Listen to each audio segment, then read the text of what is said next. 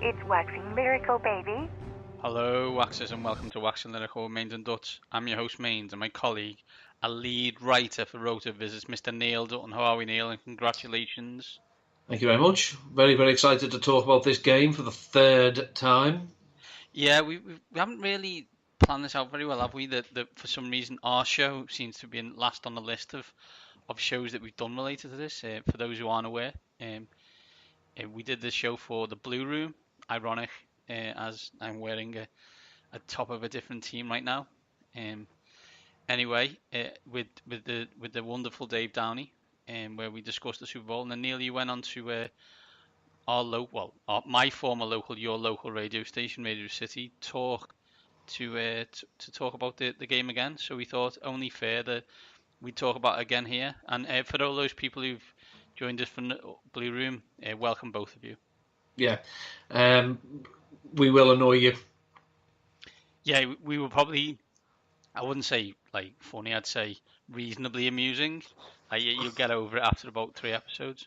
Yeah, in the words of Nine Inch Nails and Johnny Cash, we will let you down. We will make you hurt. We will, we will. So a shorter than normal show from us, probably just half an hour. What we're going to do is we're going to briefly go back over the Super Bowl, and for those who want to hear our thoughts again, um, or those who are hearing it for the first time, and then we're going to brace ourselves for rubbish storylines related to the NFL coming up this off season, and look at the ones that we are really focused on not wanting to hear for the whole season, off season, but no, we will. Yeah, not tropes. These are this off-season specific stories that already I'm fed up with. Yes, absolutely, absolutely. But let's get straight on with it. Done with Super Bowl LIII, or as it will be known, like Super Bowl. I've seen the Maroon 5 Bowl. I've also seen that one. Neither of which will ever be used again on this show. But I mean, let's be honest, Neil. The dynasty continues as New England make it 6-18 with Brady and Belichick. But in theory, it's more a case of this is the second dynasty they've had because I think they won 3-4 and this is 3-5. hmm You pointed out last week that the lower scoring game suited the Patriots, and through a combination of great game planning, great execution, they managed to restrict the Rams, although the Rams did not help themselves on offense. There's a fantastic thread on Twitter, and it's also in an article by Warren Sharp about things that the Rams didn't do and maybe could have done that would have helped them be successful. They didn't. Their offense was putrid. Defense ruled the day. I think it's just the fact that Tom Brady made his one big mistake early in the game, whereas Jared Goff made his late, overshadows the almost comparable performances of the two. It just helped that Tom Brady had one man who could help him move the chains, whereas Jared Goff didn't have that. We can dispute and debate what went wrong with Todd Gurley and how they used him, and don't worry, we will, as that's one of those stories I'm already up to here with. But quite frankly, the Rams just didn't look ready for prime time, whereas the Patriots looked like they were there, they knew what to do, and they did it. Yeah, and I think we shouldn't underestimate like the how often they've done this and what that allows you to do. That level of knowing you've been there before is really good. I know Wade Phillips has been there before, and to be fair, his defense did really well. Oh But yeah, I think, ironically, I watched the two Bills, which is an ESPN 30 for 30 on the season 3, which is Bill Parcells and Bill Belichick, and how they obviously were joined at the hip and then fell out with the Jet situation, and then kind of made up, and just kind of walks through their team. And what it highlighted then was even when Belichick was the Giants' defensive coordinator, schemes change week on week, game plans change week on week. What we know about Sean McVay is, although an offensive, I don't use genius, mastermind, really intelligent fella, the scheme is very similar. As you've mentioned, a lot of 11 personnel, a lot of that. What you see every time from the Patriots is something completely different. And sometimes you look at that and you say, well, my team couldn't do that. Well, this team does, and this team gets players available to be able to do that as well. And I think sometimes, okay, there may not be a load of Hall of Fame players in this team or in all the Patriots teams, to be honest. But what we do know is there's a lot of intelligent players who can have a game plan for week 12, and then for week 13, put it in a bin. And it can be a completely different scheme, and it's the classic do your job mentality. In the last 2 weeks, the Patriots have played the Chiefs and the Rams, and in 60 minutes of combined football in first halves, conceded 0 points. These two teams played a game that went 54-51 and lost a combined 5 games. Weeks earlier, the Patriots gave up 34 points, to Ryan Tannehill and the Miami Dolphins. This just shows that we were all tricked into thinking that the Patriots weren't something that they were, and then we're all not surprised, but we thought we fell for this again. See, I feel, in some way partly responsible, because if the Eagles had lost to the Texans, then the Texans would have got the 2 seed. Yeah. And the Patriots would have had to play on the road. But because the Eagles, in their late season surge, knocked off the Texans, that put a kibosh to that, and that let the Patriots sneak in to one of the top 2 seeds. And as we say, once they got there, it's getting boring.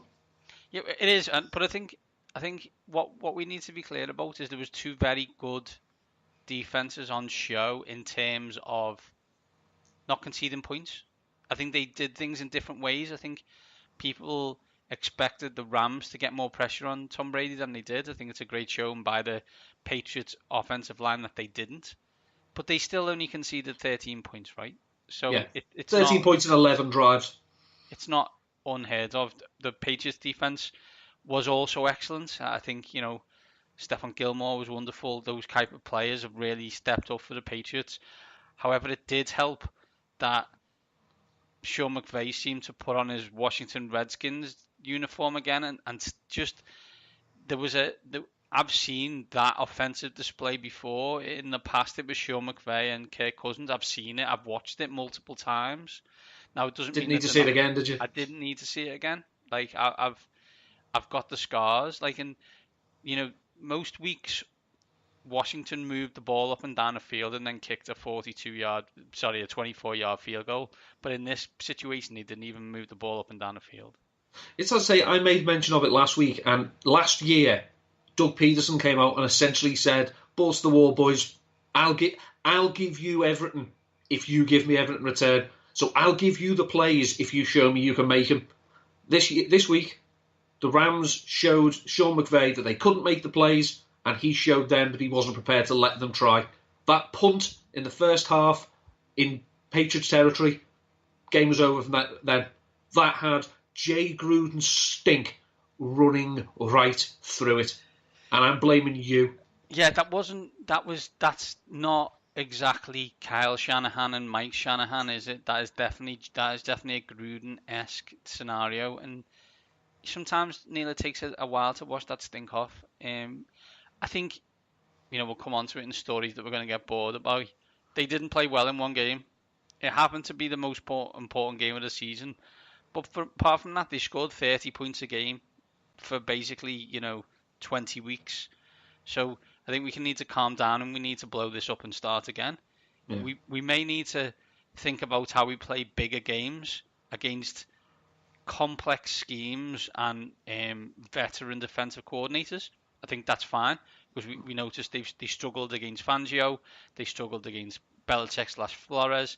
It's, you know what I mean? They didn't score points against Philadelphia with Jim Schwartz. There are situations where they didn't score a lot of points, but in the other games they scored 35 plus. So it's tweaking. It's not mass destruction. You think that when they lost to the Titans. Think the Patriots lost to the Titans, that's Dean Pease. That's so. He's from the as you say, the complex one. But I say then you flip it and say, well, let's look at who did the Rams lose to? As you say, they lost to Schwartz, who used to work with Belichick. Yeah. They lost to, they lost to Fangio, who's been doing it for the best they can. They just need to get cleverer, and it's one of those, once you do not have to respect the play action, and you put it on Jared Goff, I mean, it's when the game finished about, 3 o'clock Sunday morning? Mm-hmm. Jared Goff is still holding the ball. I think sometimes we underestimate the pressure that you can be put under in that game. Because a lot of the times quarterbacks play reasonably well, or have done recent years, because we've had good playoffs, good Super Bowls. It also helped the majority of that time, one of the players on the team has been Tom Brady. So you're kind of all right with that. Nick Foles was excellent last year. But sometimes players don't play very well. And, all this, the Super Bowl was terrible and blah, blah, blah. As someone who started watching the Super Bowl in the 80s, this is completely normal. The only difference is it was the AFC kicking the NFC's backside. So it wasn't great, but the season itself had its moments. Do you expect these two teams to be back in a similar position next year? Well, as Brady retired, is Belichick dead? Then no. Then of course they're going to be here. The NFC, as we've seen, ridiculously top heavy. Some teams, we've seen some teams that have shown they're going to be around. The Eagles, the Vikings are, have got, have they got a bit about them? You never write off Aaron Rodgers. You've got Drew Brees. You've got Matt Ryan. You've got Cam Newton. The NFC does not produce consistent Super Bowl teams. Because you think about it, the Eagles, since in the Brady era, the Giants have been to 2, the Seahawks have been to 2, the Eagles have been to 2, everyone else 1 each. Yeah. The Panthers have been to 2. Whereas, as we see, the Patriots have been every other year. So, a lot needs to change, but we know they're talented.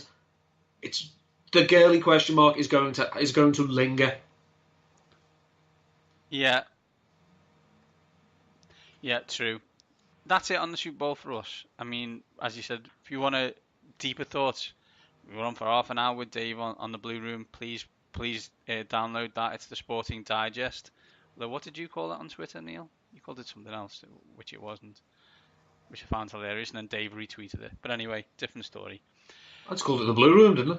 No, you called it the Blue Room Sporting something or other. I can't remember what it was now. Doesn't matter. What we're going to do now is, it's Feb the 6th as we record this. We haven't got a game, I'd guess, for 7 months of any particular note. But we're aware of, I think, 4 stories, although 2 of them we will combine, which we know will be absolutely bored of. Probably by, we're bored now, but we absolutely will be bored of it by June. I guess story number 1, Neil, is quite obvious, really. And we just kind of talked about it, so let's do it now. Is, how are the Rams going to get over those offensive struggles? What are they going to do to fix the scheme? Including Todd Gurley, I guess. Well, they found out what's wrong with Todd Gurley and actually come clean with it. They get Cooper Kupp back. They've shown that, under Sean McVay, the regular season is a little bit of an exhibition for them when Todd Gurley, and they are running the ball well, but especially Todd Gurley, because it is such a play-action heavy offense. But seriously, I mean, what do we think? Is Gurley is McVay a bad coach also? No, he's just a little bit conservative. So, what do we think? We think because they've won, was it 24 games in 2 seasons, they're going to go into the tank 4-12? No, of course they're not. They still play in a division of which the Seahawks are obviously strong, the 49ers are a weird team, and the Cardinals are pretty weak. So they're going to be okay in that division. It's just a question of, can they beat other teams around them? They've shown they can. So it's not going to be anything to worry about. It is the fact that it's just so mysterious that they kept saying Gurley was healthy, and then if he's healthy, why did you make him the highest paid running back to then literally try and keep him warm for an overtime in a Super Bowl that wasn't going to come? Because that's the only thing I can think of. But he was on the field for 66% of the plays. They just didn't use him as much as they had done in the past. It's not like the NFC title game where he wasn't on the field. He was on the field, but they didn't use him. And it's that Washington stink for me. Is that it was 3-0 or 10-3, and they were playing like they were 30-0 down. Oh, we've got to throw it every single play. No, you're absolutely still in this game. Just play like you normally play. Yeah. I think Use that's Gurley in the passing game. He had one target. no. I think for me, offensive struggles. They come up against a well-schemed defense and didn't score any points in a massive game of which they hadn't played in before. Yeah, we all have duds. Not the best time to do it, but it happened. As I said, they average 30 points a game. I don't see any reason why they won't average 30 points next year. You get back to the playoffs and you see what happens. I don't see why you would go any other way than that. I mean, it's one of those, if you think, is scoring 3 points in the Super Bowl going to turn this into the Rob Boras, Jeff Fisher Rams offense? Of course it isn't. Because they're not going to play Belichick every week. As you said, next year they play Cliff Kingsbury twice. It's not the end of the world. I think they'll be fine. Yeah. Next story that I'm already bored of is two players, but both play for one team, and that's play for one team right now, and that is Antonio Brown and Le'Veon Bell, and the ongoing saga of where they will play next season and what disruptive influence they will have if that place is still Pittsburgh. Well, it's not going to be Pittsburgh for at least one of them, because there's not a chance now. Le'Veon Bell, that horse is long since gone. Barn door, shiny new barn door, but horse ain't coming back. Brown, I say, it's if Antonio Brown and the Pittsburgh Steelers were kids in a playground, it would literally just kiss her already. Yeah. Or if we go a bit further, say the college kids, just screw already. You may not like each other anymore. Cool. If that's the case, let them go. Don't flirt with them. No, we've not given him permission to trade. Well, I want to trade. Okay, we might give him permission to trade. Well, I want to trade. No, we're going to keep you. We work this out. Look, seriously, you don't like each other. He doesn't like. It might be Ben Roethlisberger. It might be Mike Tomlin. It might be whoever. If he's not good, we know he's good enough. But if he's not good enough in your head to be in that locker room, let him go somewhere else. Get as much as you can for him and be rid of it. Or if Brown, you want to stay somewhere where you're going to ridiculously pay, play with a prolific quarterback, put up counting stats, then shut up and stay. But do it quickly. Yeah, for me, it's do it quickly, right? I think we need to be clear there. He can leave, and that's fine, or he can stay, and that's fine. But I just think you need to sort it out fast. And if you're Antonio Brown is a wonderfully talented player, but it's not like Pittsburgh don't know how to draft wide receivers. I think they've done all right in that kind of situation. If it was a different position, then fair enough. But if he's a headache, if he's disruptive in the locker room, and you think he attacks team chemistry, which, let's be honest, we're not 100% sure is any good in Pittsburgh anyway, then why would you keep a disruptive force in the locker room anyway? I think you keep him because why would you get rid of someone talented? But if you're like, we can draft someone who isn't as good as Antonio Brown but can still give us decent numbers, we move Juju Smith-Schuster up one in the totem pole, and we get good draft picks off some fool team who are going to give us too many. Hi, Washington, we're over here, or Oakland, or whatever the normal team, Jets, same foolish teams do the same stupid things every year. Then maybe you do it because you're like, he isn't getting any younger, and neither is this team. Yeah. And you think we still really haven't got a quarterback after Ben. I mean, so do we start looking down that situation of the 3Bs is kind of finished now, and we need to start looking forward to something else? Yeah, you run the risk of, okay, we've lost the quarterback, but we've still got the star wide receiver. Ask Larry Fitzgerald how that works. Yeah, well, so you might just Larry think... Larry Fitzgerald had a franchise quarterback for a cup of coffee, though, so I'm not sure that's fair. So it's just a case now of, look, are we going to win the Super Bowl with him? No. Because the Patriots are still there. So do we try and get as much out of him as we can, for him as we can, because maybe down the line it helps us pick a replacement for Ben, if we get enough draft capital, or it means we can blow a youngster who's cheaper. Just do it. Whatever it is, just do it. Let's have done with it. Yes. Let's talk final narrative here, Neil. That's I'm already bored of. Although it seems to be coming to a quicker conclusion than we thought, and that is Big D Nick, and the destination of where he's going to go. Well, as we know, the Eagles said, okay, we will exercise the option. Nick Foles said, that's lovely, I will buy you out of that option. So the choice the Eagles have... Imagine having $2 million. We're going to give you $2 million. No, you're not. I'm going to give you $2 million, and I'm going to be a free agent. Whoa.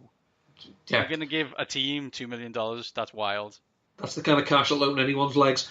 The Eagles will not franchise tag Nick Foles because they do not have the cap space to carry him if it goes tits up and no one wants to trade for him. Correct.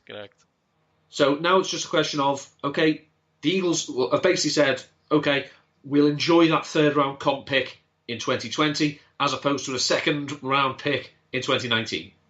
Cap purposes, it's better for the Eagles because it moves them off the books. As I said to a good friend Challoner, the Eagles have $120 million of their 2020 cap dedicated to 12 players. So this is Howie's time to shine, as we know. So where does Foles go? The obvious one that we're screaming out because it's where John DeFilippo has gone are the Jags. Some people are now saying maybe the Giants will be interested. Well, the Giants have got their own millstone quarterback around the neck, so they have to do something with Eli if they're going to do anything with Nick Foles. Again, we're going to have to wait. How does the situation work in Jacksonville, O'Neill? Surely they've spent all of their cap space on defense. Would they have to release some of the defensive players to get Foles in then? Don't have the numbers with me, but it's a question of, they can do all kinds. You can, front load the deal, make it, give them a small bonus, massive signing, small salary, massive signing bonus, work it out that way. Smarter people than me are supposed to be dealing with these. I mean, if you want to have a look at the salary cap situation, then I always heartily recommend overthecap.com. It's got a list of all the cap space. It's got a calculator, so you can go into all the different teams and play around with it yourself. Cut players, trade players, restructure contracts. Jason has done a wonderful thing, actually, recently. What every team can do with the contracts of every player on their roster who is earning at least $4 million in 2019. So it would be what money they could save if they cut him, if they trade him, if they cut him after June 1st, if they trade him after June 1st, if they restructure, if they extend. It's fantastic. It's going to be really, really helpful in a series of articles that we're going to be writing at RotoViz regarding free agency previews for the teams. But the problem is, as we say, how short-sighted do the Jags want to be? Yes, we've got a good defence. It was a great defence 2 years ago. It wasn't so good this time. We hope we can get back to where it is. We just need a competent quarterback. And now, as we know, competent quarterback means, in this situation, means, there's so few free agents. Shiny, shiny. We've seen what Nick Foles does outside of Philadelphia. It ain't great. I was going to say that's my fear for any. That's a buyer beware situation, right? Because he's been amazing for Philadelphia. Cool. Twice he's been really good for Philadelphia with just actual facts. However, outside of Philadelphia, not so much. Although, there's an essence of Jeff Fisher's think on him for part of that, so you got to give him a pinch of salt. But I think there is a buyer beware situation. If you're quarterback needy, I can see why you would go for him. I assume two NFC East teams will take a look at that situation if they can. Although both of them have millstone quarterbacks that they can't get rid of. One can't throw it and one can't walk. Just something of a problem. Which is going to be a problem for both of those franchises. Is there any other story, Neil, that jumps out at you like isn't on the radar now, but you think I think there's a chance that we could be totally bored of this by the end? We're not getting replay for everything. Let it go. They will not change the rules. Not this off-season on the back of one badly called playoff game.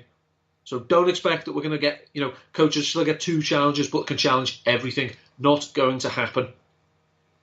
It's just the NFL has, while the viewers are staying quite loyal and the listeners and viewers are quite high, if you run the risk of slowing the game down, because some coaches will waste it. Yeah. the Joe Philbins of this world who gave up 2 challenges for a combined half a yard gain will abuse it. Say, I think that was helmet to helmet. God, man. It's the first play of the game. I think that was holding. Piss off. I think there will be refs who will say, you're challenging what? No. Put that back in your pocket. It's not happening. Not going to happen this year. May happen eventually, but I suspect the game will actually be banned before it happens. So, no. Don't want to hear about it. Fed up of it already. I am not interested in how tall Kyler Murray is. I'm not. Like, I'm sure there's a reason why I should be, but I'm just not bothered. Height isn't a skill. Last time I checked. It's not, no. I'm not. So that one, I think that's sneaky going to be a story when we speak to all of our Draftnik friends over the next couple of months. Yeah, I'm looking forward to it, because obviously he has shown he has got talent. He is a special player, but he can't change his height. No. So let's not talk about it. Exactly. It's the classic. Daniel Jeremiah did send out one tweet where he said, when we're all coming now, because everyone's going to be a draft expert, the way that everyone's a snooker expert in April, everyone's a cycling expert when the Tour de France is on, and every mother knows about friggin' Wimbledon. Yeah, everyone knows about in June. Yeah, we all know about backhand, forehand, and volleys. Then everyone's now going to be a draft expert for the next few months. If you are going to be looking at tape of players, just remember this: focus on what they can do. Don't start looking at what they can't. You didn't call the play. You don't know what the play is. Just look and see what they're being told to do. Same with Kyle. What's the point? Okay, so tell me about Kyler Murray. He's 5'8". Didn't ask that. I think eventually the NFL will learn that the team that has won 6 Super Bowls in 18 years draft players and sign players based on what they can do, not what they can't, unlike the rest of the NFL. Yeah. And I think that, Neil, is a good place to stop. So that's been it for the 18-19 season.